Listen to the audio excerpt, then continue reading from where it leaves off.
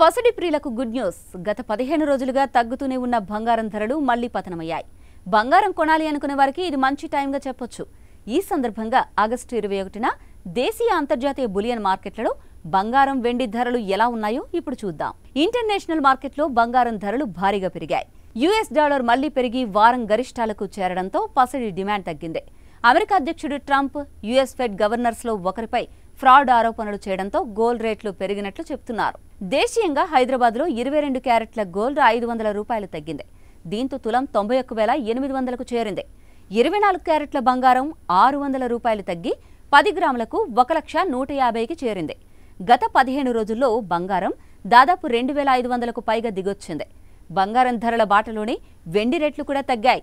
తాజాగా 1,000 రూపాయలు తగ్గిన సిల్వర్ హైదరాబాద్లో కేజీ 1.25 లక్షలుగా ఉంది. గోల్డ్, సిల్వర్ రేట్లు ప్రాంతాలను బట్టి మారుతూ ఉంటాయి. స్థానిక పన్ను రేట్లతో పాటు ఇతర అంశాలు ఇందుకు దోహదం చేస్తాయి. ఈ కారణంగానే హైదరాబాద్ కంటే ఢిల్లీలో బంగారం ధర ఎక్కువగా, వెండి ధర చాలా తక్కువగా ఉంటుంది.